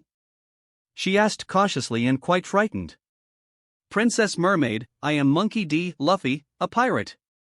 Luffy introduced himself with the same smile. A pirate? She became even more frightened, ready to cry and run. I brought you from the Fishman Island, Princess, because I know you need my help. But this is strange, seeing you here, you look older than I imagined. I thought you would be much younger. How old are you? Luffy asked curiously because she shouldn't have this appearance at this time. What do you mean I need your help, Mr. Human? I'm 18 years old, she said cautiously, wondering how Luffy would help her and why he had brought her here. Now he was asking about her age. 18 years old? Well, that's unexpected, as she should be 14 at this time. At least I'm not kidnapping someone underage. Luffy sighed with relief. He found the change strange but also pleasant, as the girl was even more beautiful than he remembered, just as beautiful as Yamato. Luffy-sama, how can you help me? Seeing the human murmuring to himself, she asked again with a curious tone, but still very cautious in her question. She was quite frightened, having been in her room reading some books with Megalo, and then suddenly finding herself here. As much as she wanted to look at this place on the surface, she was still concerned about why she ended up here with this human. Luffy heard the question but had other thoughts on his mind before answering. In addition to the altered age of the mermaid princess, he realized that this world had other differences from the original. He noticed that Lami was a female version of Law, and now Shirahoshi was older than she should be. Could it be that by changing Luffy, the fate of this world has also changed? Since the original Luffy should be the protagonist, there have been changes that will alter reality. For example, this mermaid is older than she should be, so she can be stronger in the future events. With me here, perhaps the world understands that I won't save Fishman Island, so it's like they've been preparing her for it, and it will indeed happen, as I intend to train her for it. Luffy reflected mentally on this. Well, let's get down to it. I summoned you to help because, first, your kingdom is in great danger in the coming years. I said, and she widened her eyes with some realization. The island of the Tritons is in danger? So it's true. She said, worried to the point of almost crying at this information. Even her shark tried to console her beside her. Yes, that's why I brought you here. I'm going to help you save your kingdom, I said, speaking the truth now. Shirahoshi is an ancient weapon, Poseidon, but she was not powerful at all when I saw her in the anime. I want to recruit her and make her so strong that she can protect her country with her own hands. But I'm weak. Shirahoshi said, forgetting the fact that she appeared here out of nowhere as if she had been kidnapped. Yes, you are weak and crybaby, I said without caring about hurting her feelings. I'm weak and a crybaby? Wah! She started crying immediately. Sharky, sharky, sharky. Megalo started protesting on the side with my words. But I can make you strong and brave, I said with an enthusiastic smile. What did you say? She asked, stopping her tears immediately and looking at me wondering what she heard. Join me, and I'll make you the most powerful princess in the world. You can also fulfill your mother's wish. I intend to help you with that, I said to her. My mother's wish? Can I really do that? She asked incredulously. Yes, I will help you make it come true. I believe you can do it. You can make your people coexist with the surface, that's what I believe. Luffy had a charismatic tone, believing that he could bring this princess under his wing and make her strong enough to achieve her goals. He wasn't interested in this princess as a woman, she had such a young mindset since she had been locked up in her room for years. But he could make her one of the most powerful people in the world on his ship. However, he couldn't deny that she was exceptionally beautiful, as he had seen in Yamato. Do you think I can be as strong as my mother? But I can't even leave my room? She said, lamenting. Look around, princess. You're in the East Blue now. No one will hurt you while I'm here. That Vanderdecken 9 who threatened you can't even send flying objects at you anymore. His fruit's effect was cancelled thanks to the summoning, I said, trying to reassure her. Really? But my dad and my brothers will be worried. She nearly cried at this moment again. Don't worry. As long as you're away from them, you will become strong enough to protect all the people of your island and your family. Don't you want to be strong enough to protect them, both your family and your people? I believe you're the only one who can lead your people to live on the surface. Jinbei may be a warlord for the government, but he will never be able to achieve this. But in you, I believe. Luffy gave his speech, saying everything he thought and planned and anticipated her response. I want to be strong. I want to do what you're talking about, Luffy-sama, she said, a bit sad, and continued. But I... She was about to cry at that moment. Luffy interrupted her before she could continue. You are the hope to fulfill what your mother couldn't, Shirahoshi. You are the future ruler of the fishmen, and only you can lead them in this approaching new era, which is full of chaos. Luffy spoke with conviction. But my brothers should take the throne. She quickly protested, not wanting to take her older brother's birthright. No, they are the sons of Neptune, indeed. But besides you, there is no one with the ability to raise the fishmen to a better future. As I said, your people are in great danger. Your brothers must understand that even though they are older, you were born with the birthright to rule not only the fishmen but all marine life. Never forget that, Princess, Luffy said with conviction. If not Poseidon, then who? He hadn't seen the final outcome of the original work, but surely Shirahoshi had a significant role in it. He never believed that the original Luffy could fight the world government on his own with his crew, so he had been acquiring powerful allies throughout his journey. And this mermaid was one of them, since she possessed a power that could potentially destroy the world. I was born to rule over marine life? She couldn't help but be skeptical of these words. Sharky, Megalo murmured on the side. Yes, I believe it. You will become strong enough to save your family, your people, and elevate your race to the surface, something your mother couldn't achieve, Luffy said. If Luffy-sama says Shirahoshi can be strong and brave, then Shirahoshi believes in Luffy-sama. She finally said after some time of wrestling with herself as she tried to refute. Well, that was too easy. Luffy couldn't help but think that, because the mermaid in front of him should be frightened and ready to run to the sea, not that he didn't appreciate it, but there had to be something else he overlooked. Wait, why do you believe me so easily? Like, not that I don't like it, but I'm a human who took you from the Fishman Island. You shouldn't be scared? Luffy questioned, he couldn't help but ask. But then he remembered something. Island of the Tritons is in danger? So it's true. Shirahoshi's words resurfaced in his mind. Wait, what did you say before? Did you already know that Fishman Island is in danger? Luffy asked, and he saw a conflicted look on her face. A few years ago, Madame Shirley came to the palace to warn my dad about a vision of the future. She seemed uncertain and continued. In the vision, a human would take me away and help me move and see the real world before I return to my kingdom, when the island needs me the most. I don't know much, but my dad refused to that, and I've had enhanced security for years, and he never let humans enter the palace except for Whitebeard's crew. Shirahoshi said with a softer tone and continued. In the end, I've always waited for this human. I've always wanted to see the surface, but I never expected it to happen like this. So I believe Luffy-sama's words. I believe he's the human in Madame Shirley's vision. Crew, Shirahoshi joined as a crew member. A screen appeared in front of Luffy. My second crew member. He exclaimed inwardly. That's so unexpected, but you can be sure that this vision is real, and I have good intentions for you, Princess, Luffy said, analyzing everything Shirahoshi had said. He was happy that a prophecy from that woman had helped him even before he entered this world. I'm very happy to have you on the crew, Princess. Let's work together in the future, and welcome. He said with a big smile, and she responded with another timid smile, happier than she had been before. First of all, let me adjust your size. I'm sure the news of the Princess Mermaid's disappearance from the palace will be heard soon in many parts of the world.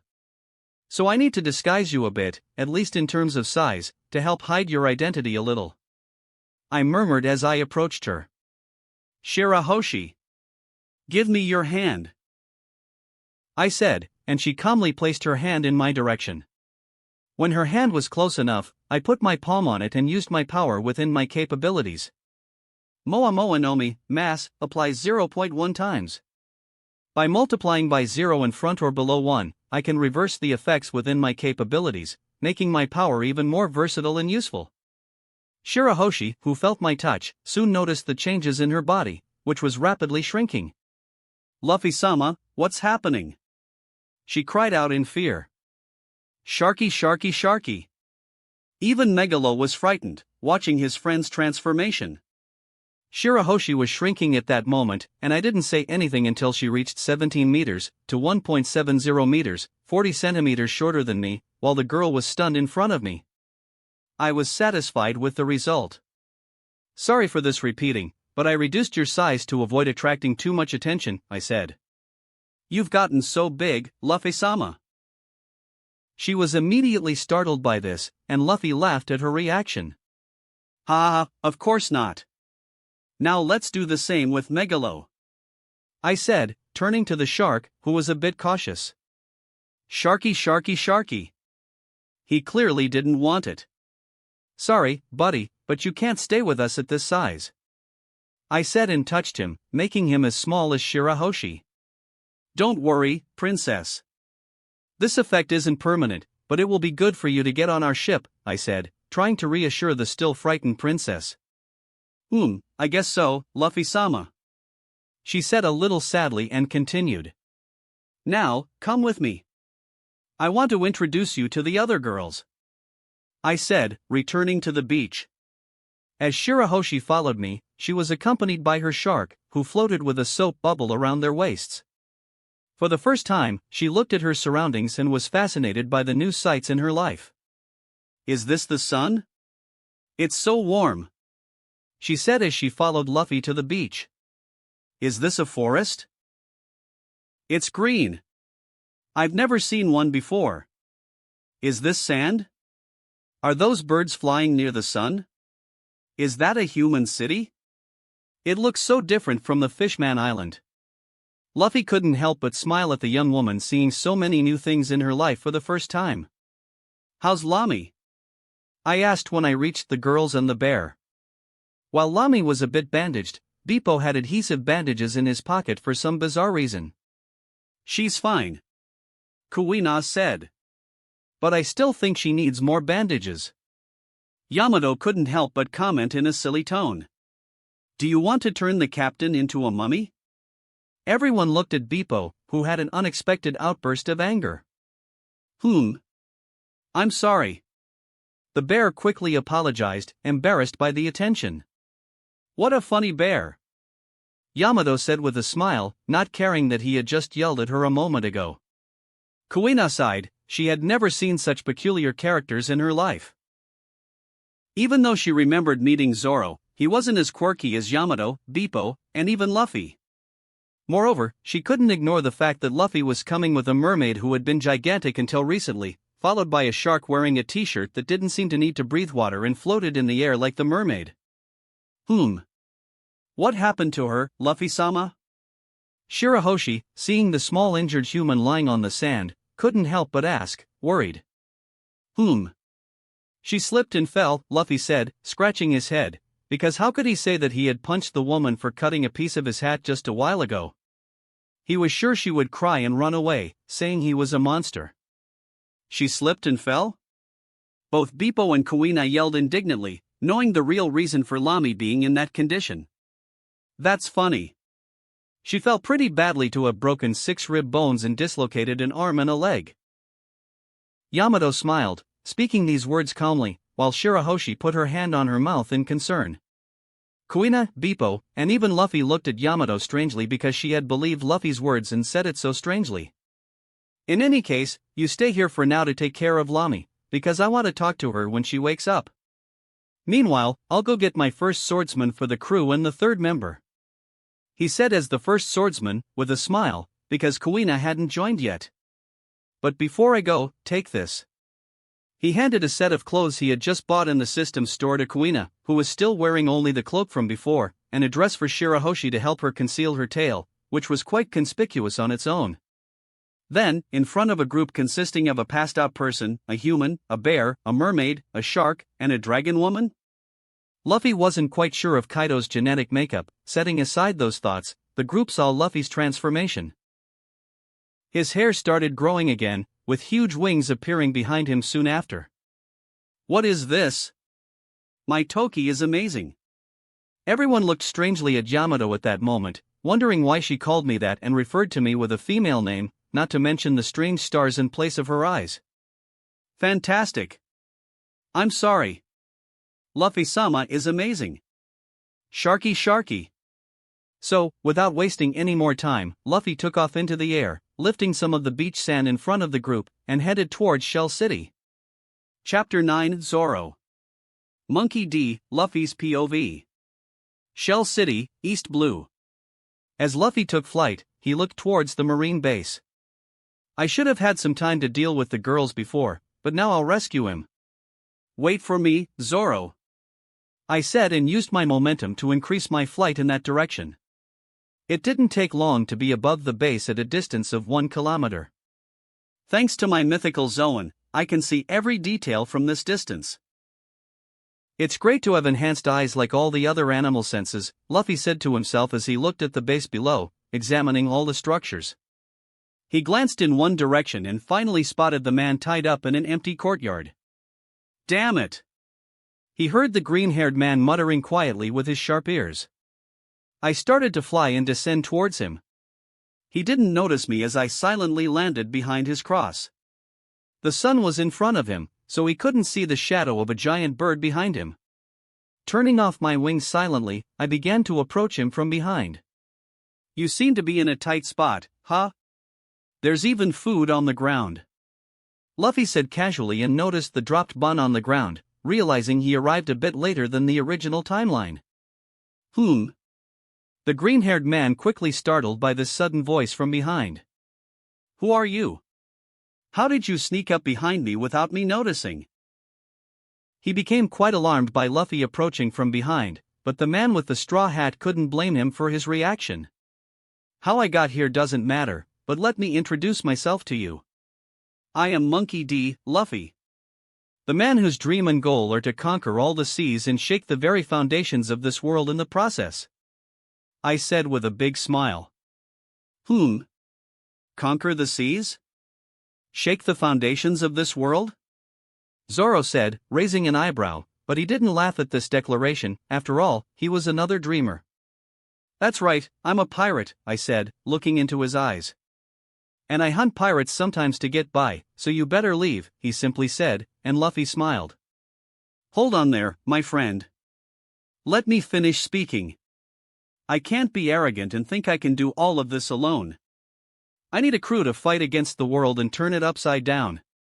I can see your ambition too. What's your goal?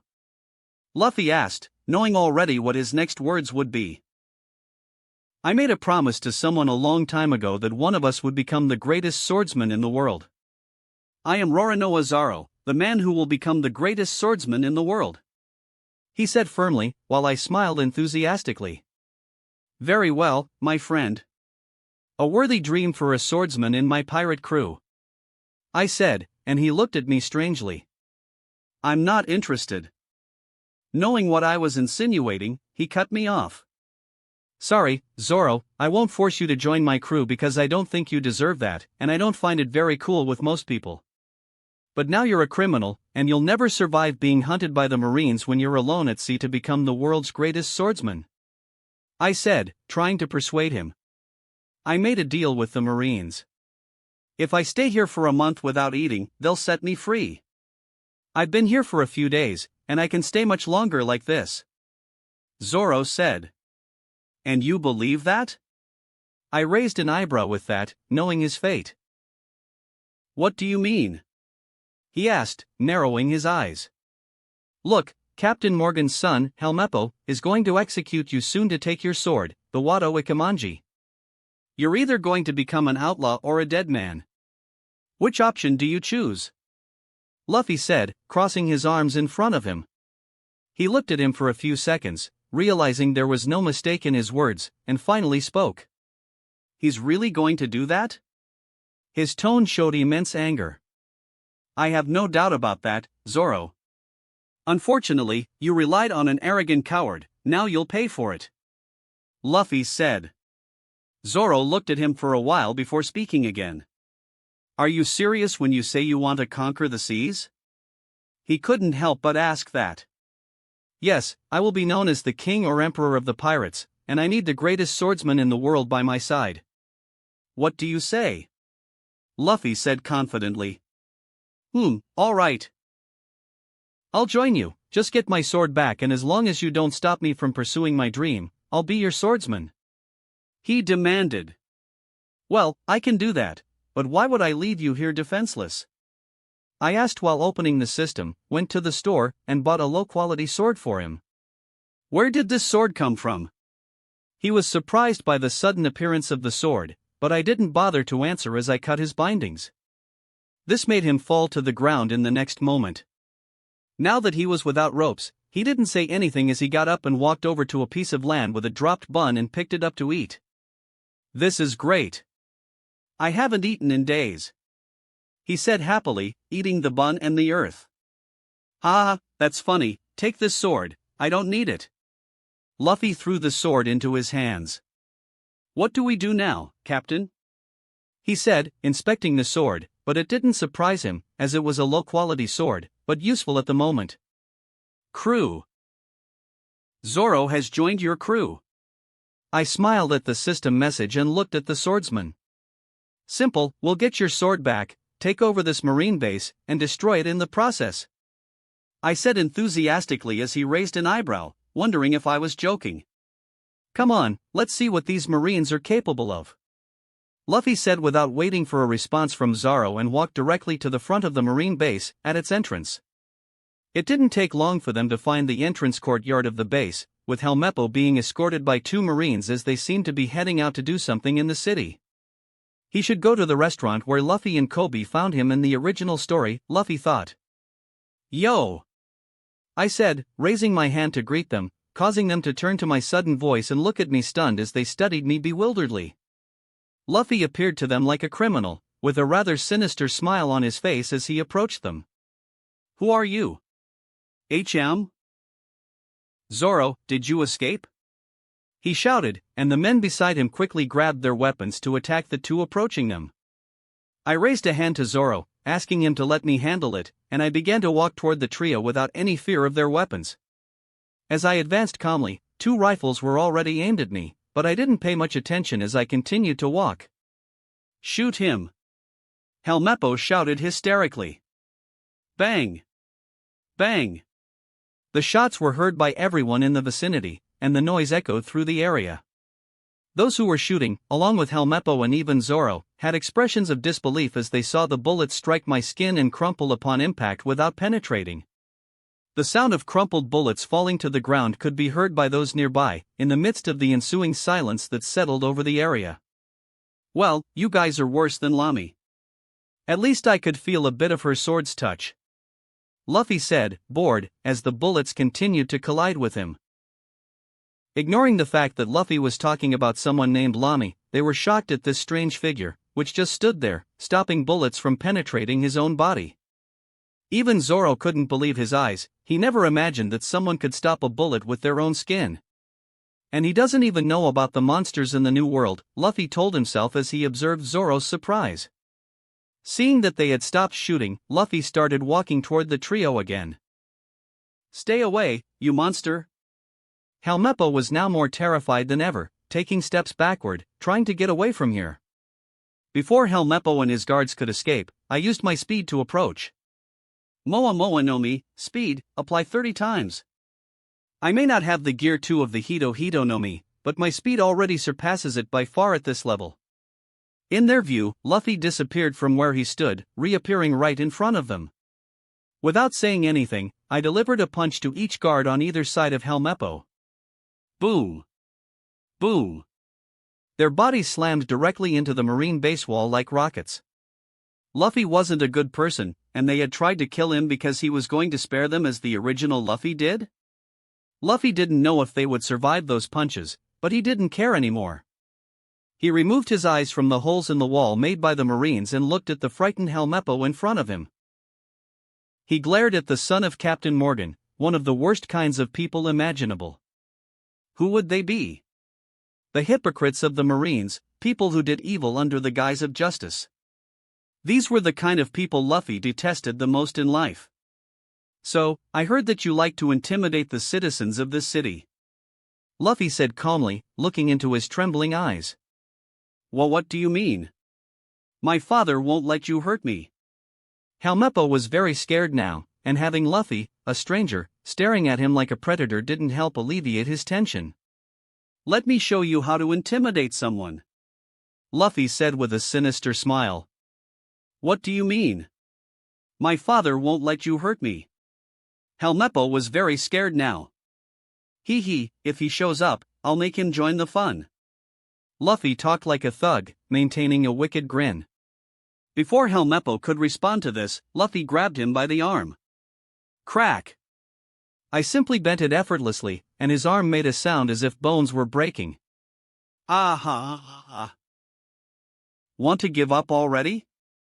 Luffy said with a small interrogation, looking at the pathetic Helmeppo beneath his hand, now barely able to speak after receiving 2 blows to the face that destroyed him. It's a shame that you can't take it anymore. I could have taught you more, but let's finish this, he said, as he looked at the base and simply launched a badly injured Helmeppo directly into the window on the 5th floor, like a ragdoll. Crack! They could hear the sound of the window breaking from that height. Zoro and the marine guards who had seen this man torturing the son of their captain pointed their guns at him from the walls of the base, but they hesitated to shoot, and no one had yet managed to inform their superior. Luffy's actions had been so sudden that they didn't know how to react. Let's make this more attention-grabbing, Luffy said with a smile, while Zoro looked at him trying to understand what he was planning. Luffy looked at the gate and pointed at it with the palm of his hand. Let's use this ability for the first time, Luffy said with a smile as a powerful purple flame appeared around his hand, appearing to charge with every moment and growing stronger. What's this? Zoro was shocked by this, but not nearly as much as what would happen next. Without responding to Zoro, the flame in Luffy's hand flew and was shot with a small explosion, like a cannon, at high speed, directly towards the gate. The base's gates were still closed, so the flame hit right in the middle. It wasn't just the marine base that heard it, the entire city trembled from the explosion. A group of women with a bear and a shark heard it on a certain beach, and a boy in a boat near the island was also startled as he saw an explosion in front of the base, from where he was several kilometers away at sea. He wondered what on earth was happening there. Chapter 10 Garp Monkey D. Luffy POV. Shell City, East Blue. The explosion shook the entire place, window panes shattered with the impact of the blast, and terrified Marines ran, dropping their weapons from the wall. Zoro didn't look much different from them. Whistle quite an explosion, huh? Luffy said, pleased. Are you even human, are you sure? Zoro yelled while trying to shield himself from the explosion. Where the marine gate used to be, now looked like hell on earth. There was no more wall, as it had been disintegrated by the impact, and the ground was dug a few meters deep, forming a small crater with purple flames burning on the earth at this moment. In my defense, I had no idea how this power worked. It was the first time using it. Luffy had to come up with an excuse as he scratched his head.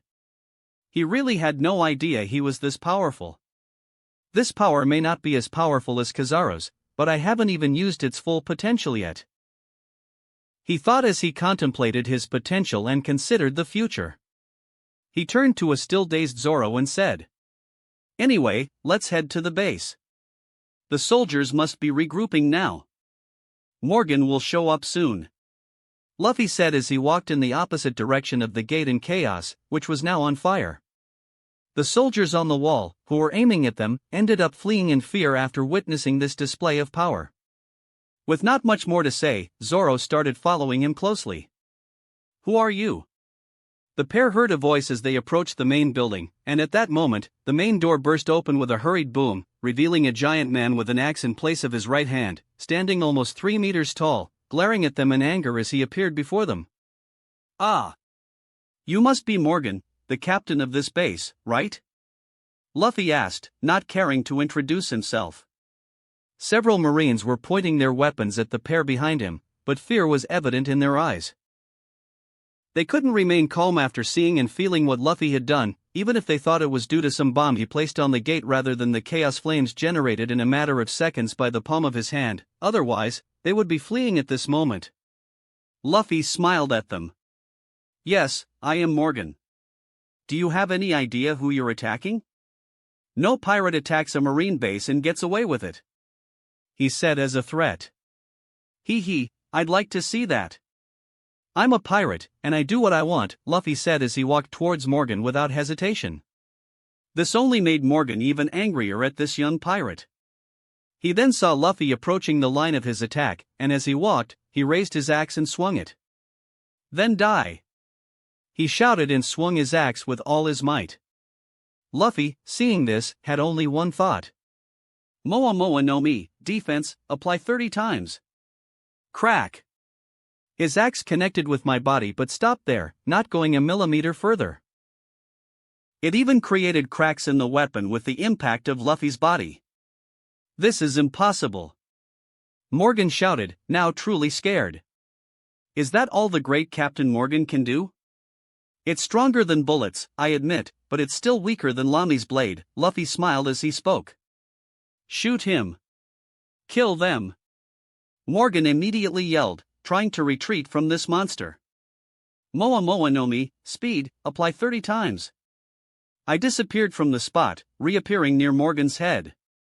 Moa Moa no Mi, strength, apply 30 times.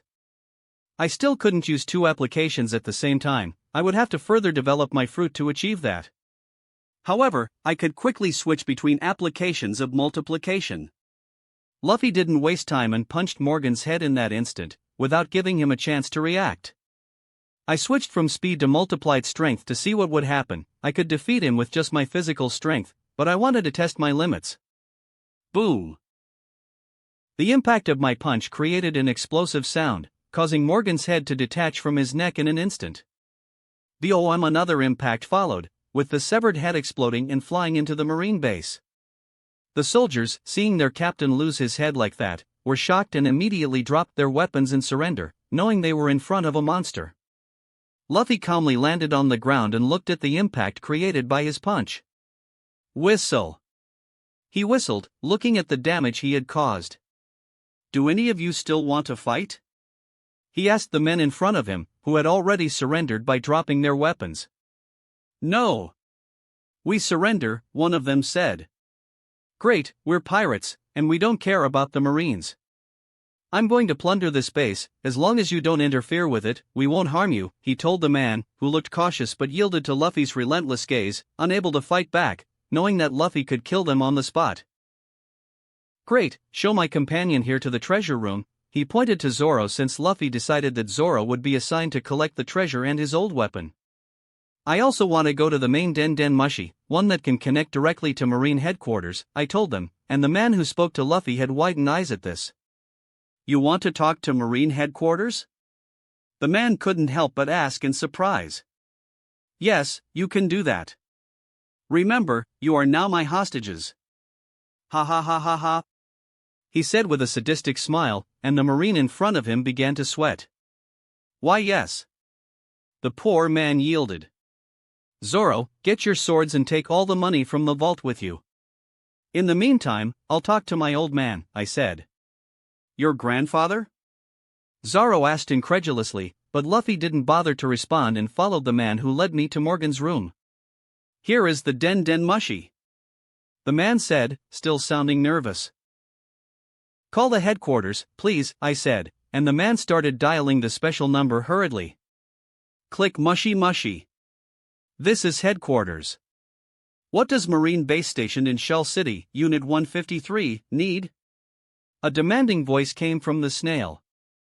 Yes, sir, there's a pirate who wants to speak with you. The poor man was afraid as he spoke hesitantly. What do you mean? The voice became serious, and the snail's expression changed, now that he heard this.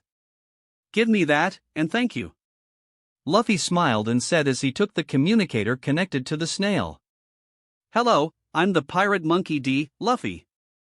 I announced with an even bigger smile and spoke before the other end of the line could question me or recite the usual lines about how Luffy couldn't escape punishment and that he would pay for it, the usual lines. I wish to speak with my grandpa, Monkey D. Agarp. He should be in Sengoku's office right now, if he's still at Marine Ford, Luffy said calmly. The room fell silent, both the Marine next to Luffy and the one on the other end of the line. They choked when they heard this. Who was Sengoku? The highest level of the Marines. But here was a nameless pirate from the East Blue, asking to be transferred to the highest level of the Marines' room. And even more importantly, who was Garp? The hero of the Marines, the strongest man in the Marines' ranks, a symbol of the highest prestige in the organization.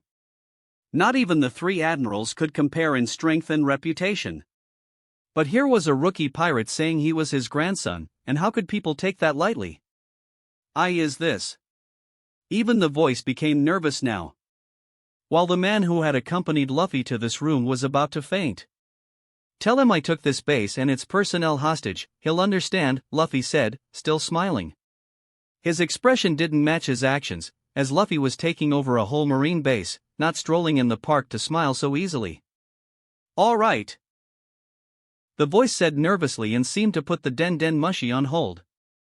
A little while later, the snail's expression changed, and a much older voice boomed from the other end. Luffy! What do you think you're doing? You became a pirate? His grandfather's voice was seething with anger. Ha ha ha ha. Hello, Grandpa.